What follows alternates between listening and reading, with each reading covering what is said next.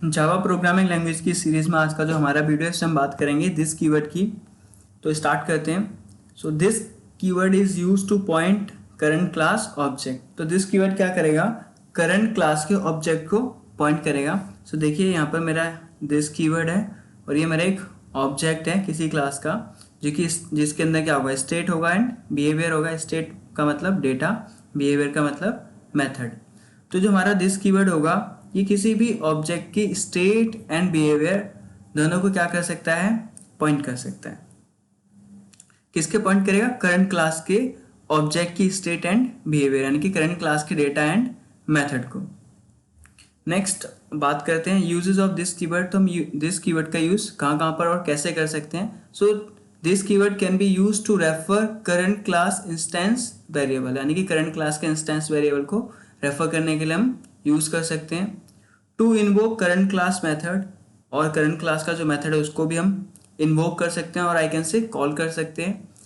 इसी तरीके से to invoke current class constructor, यानी कि हम करंट क्लास के कंस्ट्रक्टर को भी कॉल और आई कैन से इन्वोक कर सकते हैं। सो इसी तरीके से जो थर्ड पॉइंट है, to invoke current class constructor, यानी कि दिस कीवर्ड का यूज करके हम कंस्ट्रक्टर चेनिंग भी परफॉर्म कर सकते हैं, जिसको मैं एक सेपरेट वीडियो में एक्सप्लेन करूंगा। Next is this can be passed as an argument in the method call, यानी कि जब हम किसी मेथड को कॉल करते हैं तो उसके आर्ग्यूमेंट में दिस कीवर्ड हम पास कर सकते हैं। And the next point is this can be passed as an argument in the constructor call. जैसे मेथड को कॉल करते टाइम दिस कीवर्ड पास कर सकते हैं, उसी तरीके से जब हम किसी कंस्ट्रक्ट को कॉल करेंगे तो तभी भी दिस कीवर्ड पास कर सकते हैं। And the last point is this can be use to return current class instance from the method, यानी कि जो दिस है हमारा वो क्या करेगा, यानी कि हम किसी मेथड से दिस कीवर्ड को रिटर्न करा सकते हैं। तो ये जो सारे हमारे पॉइंट्स हैं इनको हम प्रोग्राम के थ्रू अंडरस्टैंड करेंगे। तो चलिए देखते हैं फर्स्ट पॉइंट कि हमारा जो दिस कीवर्ड है वो इंस्टेंस वेरिएबल को कैसे पॉइंट करेगा और आई कैन से रेफर करेगा। तो एक क्लास बना लेते हैं, क्लास एम्प्लॉय। क्लास एम्प्लॉय, इसको सेव कर लेते हैं ताकि थोड़ा सा कलरफुल हो जाए। एम्प्लॉय डॉट जावा। ओके, सो अभी जो एम्प्लॉय है इसकी क्या होगी, एक आईडी होगी और एम्प्लॉय का नेम होगा। तो मैं क्या करना चाहता हूँ, इनको इनिशियलाइज करना चाहता हूँ यूजिंग कंस्ट्रक्टर। और कंस्ट्रक्टर कैसा होगा, पैरामीटराइज्ड होगा। कैसा होगा, पैरामीटराइज्ड होगा। Int ID string name. तो जो मेरे इंस्टेंस वेरिएबल्स हैं ये क्या है, मेरे इंस्टेंस वेरिएबल्स हैं। ये क्या है, इंस्टेंस वेरिएबल्स हैं। एंड ये भी मेरा क्या है, इंस्टेंस वेरिएबल है। दोनों ही मेरे आईडी एंड नेम क्या है, इंस्टेंस वेरिएबल है। और ये जो मैंने कंस्ट्रक्टर की जो पैरामीटर लिए हैं आईडी एंड नेम, ये क्या है, मेरे लोकल वेरिएबल है। तो आई वांट कि ये जो आईडी और नेम है ये क्या हो जाए, इनिशियलाइज हो जाए यूजिंग कंस्ट्रक्टर। ओके फाइन, एक मेथड ले लेता हूँ जो कि क्या करेगा, डिस्प्ले करेगा इनको, जो भी मेरे डेटा मेंबर्स हैं डिस्प्ले कर देता हूँ यहाँ पर आईडी। ओके फाइन, इसी तरीके से क्या हो जाएगा, डिस्प्ले कर देते हैं नेम को। फाइन, क्या करेंगे, मेन मेथड बना लेंगे। मेन मेथड बना लिया है। अब क्या करना है, हमें पता है इस क्लास का हमें कंस्ट्रक्टर क्रिएट ऑब्जेक्ट क्रिएट करना पड़ेगा। तो ऑब्जेक्ट क्रिएट करेंगे employ E M P new employ. Fine, तो यहाँ पर मैं आईडी पास कर देता हूँ 111, नेम पास कर देता हूँ शौर्य। ओके, तो अभी क्या करते हैं, कॉल करते हैं मेथड को, क्योंकि वैल्यूज डिस्प्ले करनी है तो मैं डिस्प्ले मेथड को कॉल कर देता हूँ, जो कि क्या कर रहा है, आईडी और नेम को डिस्प्ले कर रहा है।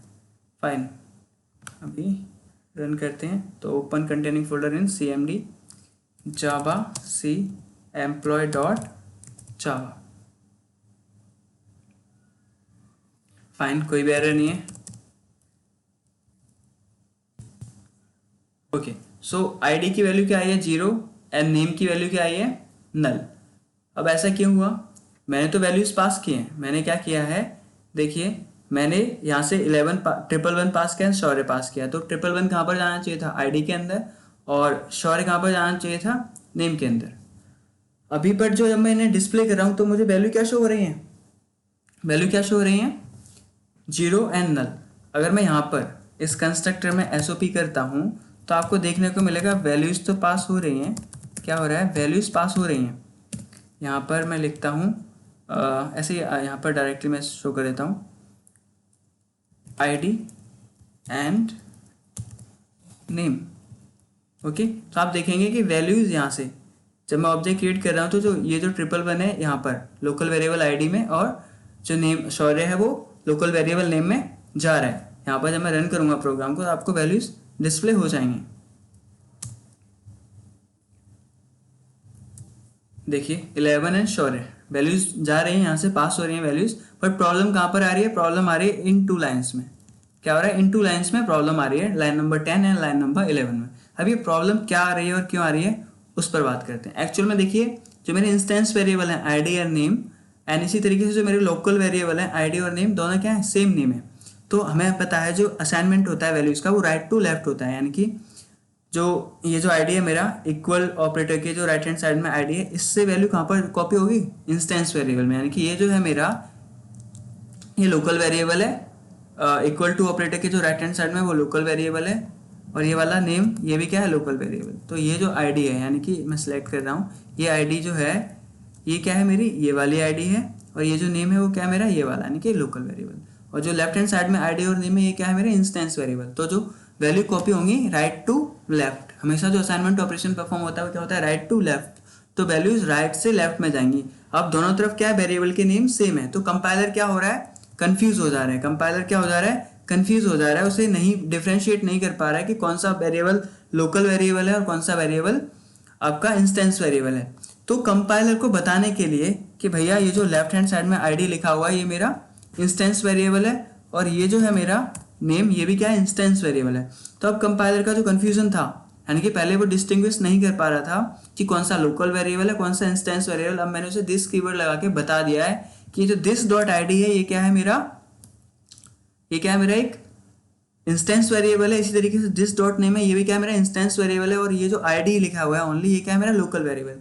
तो अब जो असाइनमेंट है राइट टू लेफ्ट हो जाएगा और ये जो मेरी वैल्यूज थी आईडी और नेम की इनिशियलाइज हो जाएंगी और जब मैं मेथड को कॉल करूंगा इस वाले मेथड को डिस्प्ले मेथड को कॉल करूंगा तो वैल्यूज हमें शो हो जाएंगी। तो रन करते हैं प्रोग्राम को, देखते हैं प्रॉब्लम शॉर्ट आउट हुई या नहीं हुई। तो कंपाइल कर लेते हैं एंड रन करते हैं। सो देखिए मैंने मेथड को कॉल किया तो आईडी की वैल्यू क्या हो गई 111 एंड मेथड की वैल्यू क्या हो गई नेम की वैल्यू क्या हो गई शौर्य। तो जो हमारी प्रॉब्लम थी वो दिस कीवर्ड को यूज करके क्या हो गई रिजॉल्व हो गई है, यानी कि ये जो आईडी और नेम है ये क्या है मेरे इंस्टेंस वेरिएबल है, इनको प्लेस कहाँ पर मिलेगा ऑब्जेक्ट के अंदर। और हमने अभी फर्स्ट पॉइंट क्या देखा था जो दिस कीवर्ड है वो करंट क्लास के ऑब्जेक्ट को पॉइंट करेगा, यानी कि ऑब्जेक्ट के अंदर की जो चीज़ है उनको भी क्या करेगा पॉइंट करेगा। तो ये जो आईडी है क्या है ऑब्जेक्ट का वेरिएबल यानी कि ऑब्जेक्ट का इंस्टेंस वेरिएबल है, तो इसको क्या करा दिस कीवर्ड पॉइंट करा। तो ये जो हमारी प्रॉब्लम थी ये शॉर्ट आउट हो गई है। ओके, अब ये वाली जो प्रॉब्लम है उसका एक तरीका और है सॉल्व करने का, उस पर भी बात करते हैं। वो तरीका क्या है, वो तरीका ये है अगर मैं यहाँ पर इनके लोकल वेरिएबल के या फिर इंस्टेंस वेरिएबल के नेम चेंज कर दूं, क्या कर दूं नेम चेंज कर दूं, आईडी मैं इसका नाम कर दूं IDS, ओके, या फिर इसका नाम कर देता हूं मैं ID1, इसका मैंने यहाँ पर इसका नाम कर देता हूं name1, फाइन। तो अब ID1 name1, okay, ID1 and name1। अगर मैं यहाँ से दिस कीवर्ड हटा दूँ, ओके, मैं यहाँ से दिस कीवर्ड हटा दूँ, यानी कि अभी मेरा जो लोकल वेरिएबल है उसका नेम क्या है ID1 और name1, और जो इंस्टेंस वेरिएबल इनका नेम क्या है ID एंड नेम। अभी मैं प्रोग्राम को रन करूँ तो दिस कीवर्ड की हमें नीड नहीं होगी, हमारा प्रोग्राम परफेक्टली रन हो जाएगा। तो देखिए कंपाइल कोई एरर नहीं, run. So ID is 111, name is Shaurya. Actual में क्या है जो दिस कीवर्ड की नीड हमें कब होगी जब हमारे local variable and instance variable के जो नेम सेम होंगे, तो वो जो कंपाइलर को हमें बताना पड़ेगा कि कौन सा वेरिएबल लोकल है और कौन सा हमारा इंस्टेंस वेरिएबल है। तो उस केस में हम क्या करेंगे, दिस कीवर्ड का यूज़ करेंगे। अगर आपके local variable and instance variable के जो नेम है वो डिफरेंट है, उस केस में आपको दिस कीवर्ड यूज़ करने की नीड नहीं होगी। तो ये था हमारा प्रोग्राम जिसमें हमने क्या देखा है, दिस कीवर्ड के थ्रू करंट क्लास के जो ऑब्जेक्ट था उसके डेटा मेंबर को हमने पॉइंट किया है। तो आई होप आप लोगों को प्रोग्राम समझ में आया होगा। अगर कोई भी डाउट है तो आप कमेंट सेक्शन में जाके कमेंट करके अपने डाउट्स को पूछ सकते हैं। इस वीडियो में इतना ही, नेक्स्ट वीडियो में मिलते हैं, तब तक के लिए बाय बाय।